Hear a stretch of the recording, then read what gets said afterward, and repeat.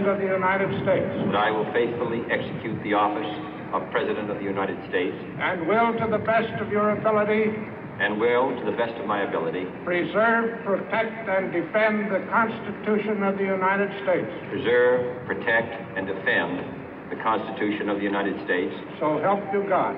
So help me God.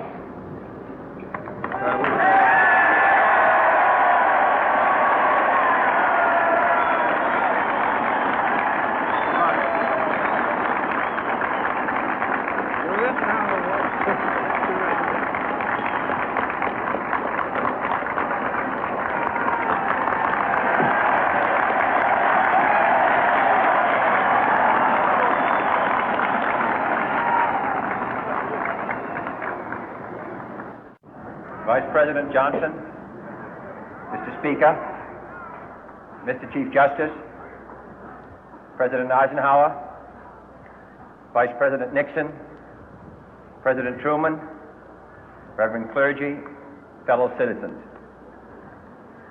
We observe today not a victory of party, but a celebration of freedom, symbolizing an end as well as a beginning, signifying renewal as well as change.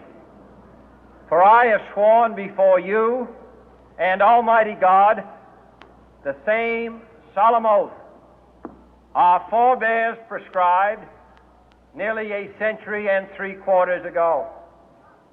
The world is very different now, for man holds in his mortal hands the power to abolish all forms of human poverty and all forms of human life. And yet the same revolutionary beliefs for which our forebears fought are still at issue around the globe.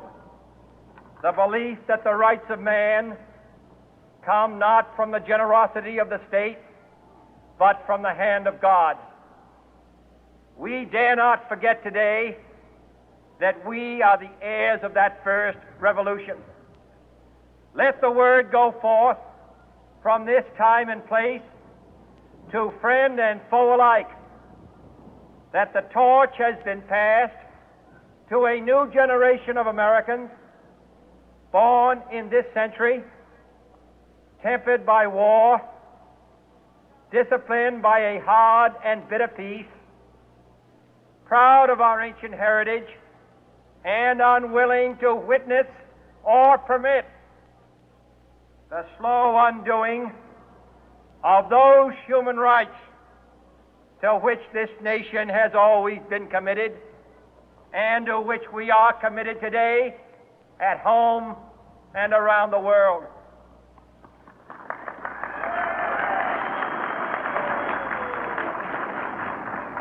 Let every nation know, whether it wishes us well or ill, that we shall pay any price, bear any burden, meet any hardship, support any friend, oppose any foe to assure the survival and the success of liberty.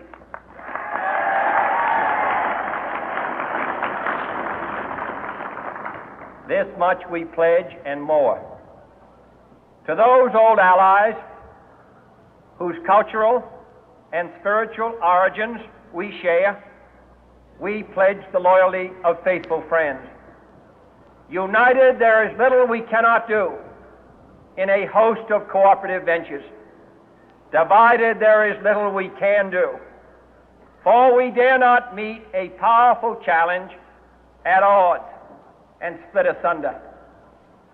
To those new states whom we welcome to the ranks of the free, we pledge our word that one form of colonial control shall not have passed away, merely to be replaced by a far more iron tyranny.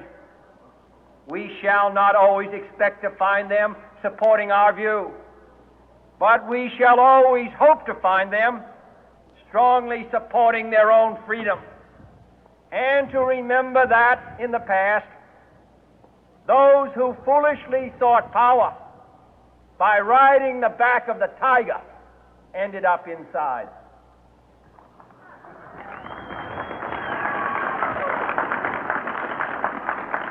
To those people in the huts and villages of half the globe struggling to break the bonds of mass misery, we pledge our best efforts to help them help themselves for whatever period is required, not because the communists may be doing it, not because we seek their votes, but because it is right.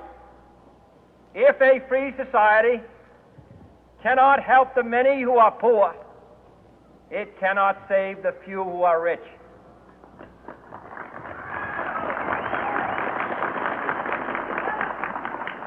To our sister republics south of our border, we offer a special pledge to convert our good words into good deeds, in a new alliance for progress, to assist free men and free governments in casting off the chains of poverty. But this peaceful revolution of hope cannot become the prey of hostile powers.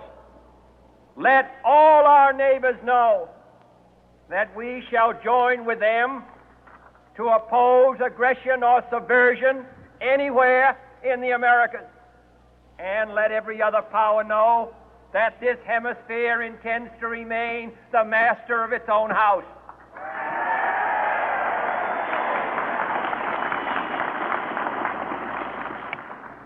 To that World Assembly of Sovereign States, the United Nations, our last best hope, in an age where the instruments of war have far outpaced the instruments of peace, we renew our pledge of support to prevent it from becoming merely a forum for invective, to strengthen its shield of the new and the weak, and to enlarge the area in which its writ may run.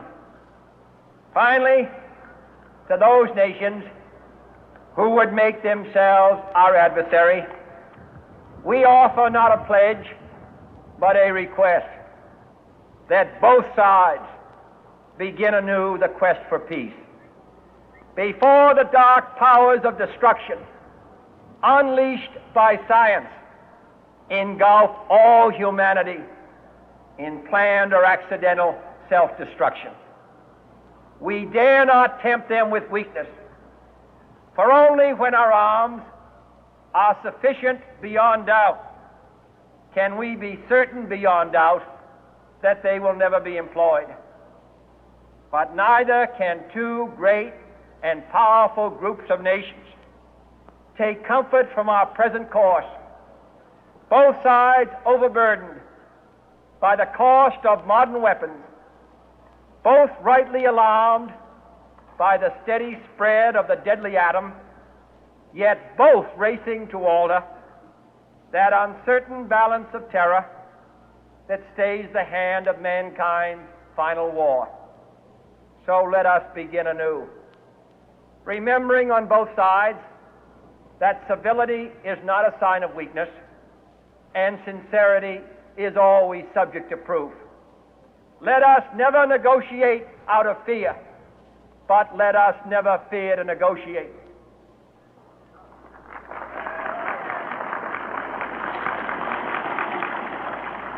Let both sides explore what problems unite us, instead of belaboring those problems which divide us. Let both sides, for the first time, formulate serious and precise proposals for the inspection and control of arms, and bring the absolute power to destroy other nations under the absolute control of all nations.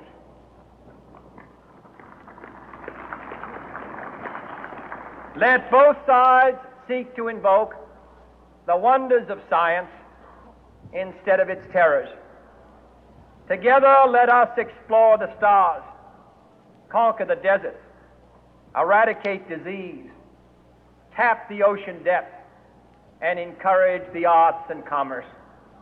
Let both sides unite to heed in all corners of the earth the command of Isaiah to undo the heavy burden and let the oppressed go free.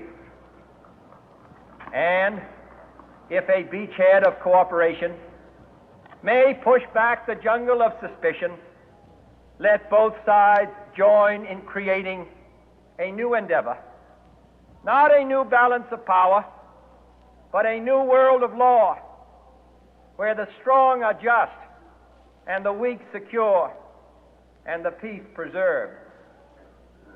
All this will not be finished in the first 100 days, nor will it be finished in the first 1,000 days, nor in the life of this administration, nor even perhaps in our lifetime on this planet.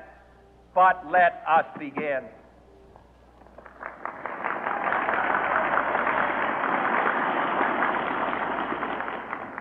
In your hands, my fellow citizens, more than mine, will rest the final success or failure of our course. Since this country was founded, each generation of Americans has been summoned to give testimony to its national loyalty. The graves of young Americans who answered the call to service surround the globe.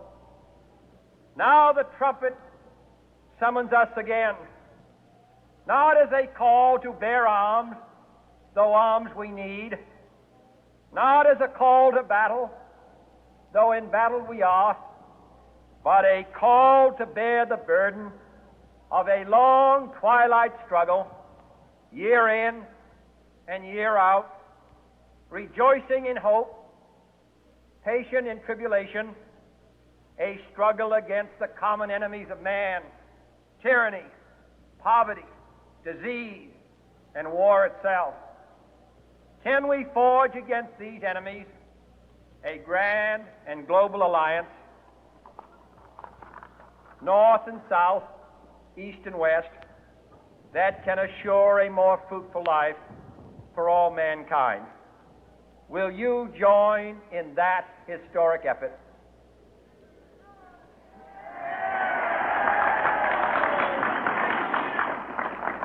In the long history of the world, only a few generations have been granted the role of defending freedom in its hour of maximum danger. I do not shrink from this responsibility. I welcome it.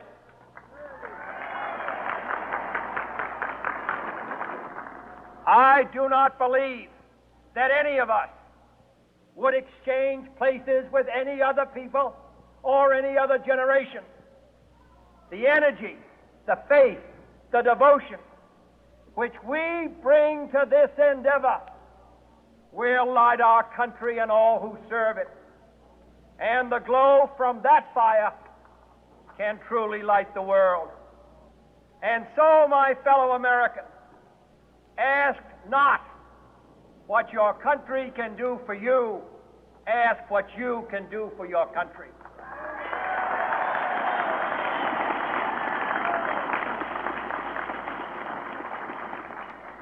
My fellow citizens of the world, ask not what America will do for you, but what together we can do for the freedom of man.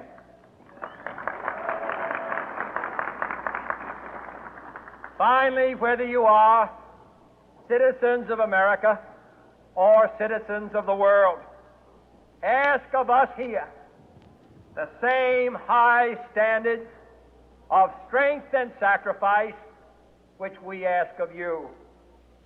With a good conscience, our only sure reward, with history the final judge of our deeds, let us go forth to lead the land we love, asking His blessing and His help